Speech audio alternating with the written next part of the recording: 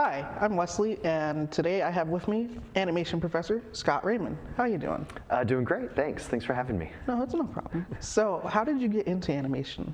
I got into animation by initially going to grad school out in San Francisco. I knew I wanted to work in either animation or visual effects, and at that time the Bay Area had Pixar and Industrial Light and Magic, so I went to the closest grad school that was close to both of those companies. And through some of my internships in college, I got a job at PDI DreamWorks Animation, which was their northern studio that worked on Shrek and Madagascar movies. And I started there as a crowd simulation artist, and then really enjoyed the little bit of animation I got to do while doing crowds, and kind of did some extra schooling, specifically animation, and got some mentors at the company and became an animator. So Nice. Yeah. What are your thoughts on the stop-motion animation style that was within the film The Nightmare Before Christmas? So really awesome. I actually remember seeing it in the theater when it came out, I think like 93 or something like that. And just being really kind of wowed by it, because there really wasn't any full-length stop-motion features at the time.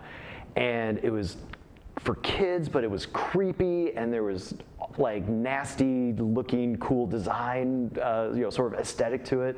And it was unlike anything I'd ever seen. So I think it was really effective, and I think there's just something inherently kind of creepy about stop motion.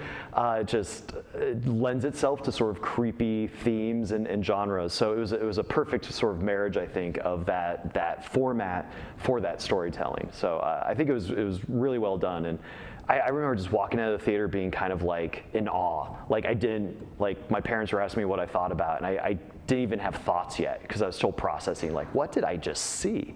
that was so different than anything else I've been looking at. Stop motion back then was California Raisins and the Noid commercials for Domino's, right? And all of a sudden it was this hour-and-a-half musical. It was crazy. I remember the California Raisins. Yep. So, who is your favorite character within The Nightmare Before Christmas? Who's my favorite character? And why? Okay, this one's going to sound super silly, but I think one of my favorite one is I love the jazz trio. Like my favorite moment of the movie is like, this is Halloween, it's the big song, everyone's excited.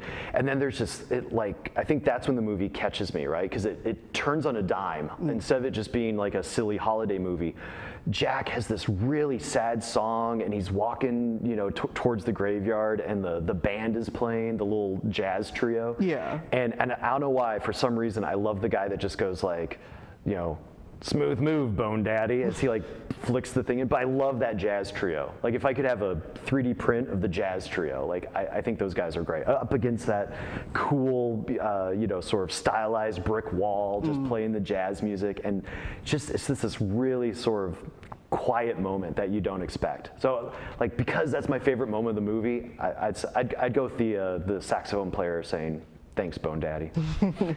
We'll go obscure. So, in terms of animation, of the stop motion animation, do you think that can it still be used in today's terms, even though now we have like 2D and 3D animation? It totally can. And like I said, I think it still has a place, because it is physical. The other forms of animation, it's an illusion of drawings coming to life, or figuring something out on the computer. And there's something about being real, we can sense as humans that there's a tactile puppet there moving, and there's something fantastical about that you don't get with a really good 3D rendered image or a really beautifully drawn, hand-drawn image.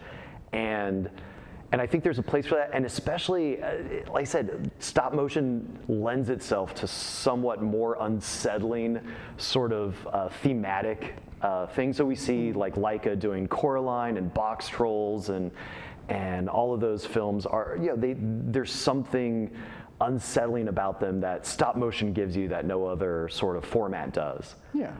The real exciting thing is that they're actually merging. So Leica is kind of the big show in town right now, doing stop motion features, and they use visual effects like crazy. So they shoot against green screens all the time, and there's tons of visual effects. Even things like in Coraline, her mouth They did replacement mouths, Oh. and they had to have an artist, because you would see the seam, so they had artists go in there and paint out the seam of her mouth for every frame. So every frame of Coraline was a visual effects shot at some level. And to your question more specifically on Missing Link, and I believe on Kubo, Leica would pre-animate everything on the computer, and then they would 3D print it out, and then they could take that already figured out animation, and they just kind of swap out the puppets on the set. So now 3D animation is informing the stop motion, but you're still getting that fun, tactile quality of the animation, which you don't get in 3D in and of itself. So like there's this weird hybrid blending going on that is super exciting, and I think that's awesome. And it's why we see stop motion being so filmic now too, because yeah. they have less confines. They can break out of that box, which is cool. Nice. Yeah. So how do you feel that people give Tim Burton all the credit, but they don't give Henry Selick the credit? Yeah, it's crazy, and I remember sort of hearing that for the first time, or watching the DVD special features, and sort of being shocked by that in a weird way.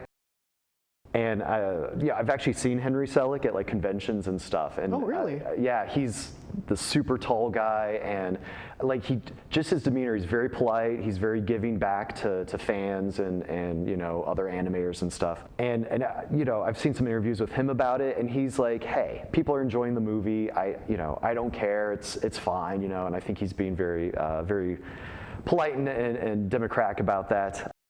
But I think because he got to go on and have success with like Coraline and stuff too, he's sort of gotten the recognition in retrospect. Even if at the time he was sort of almost a ghost director as far as the media when the movie came out, but he's still around doing some cool, crazy stuff. So. Yeah. Well, thank you. Sure.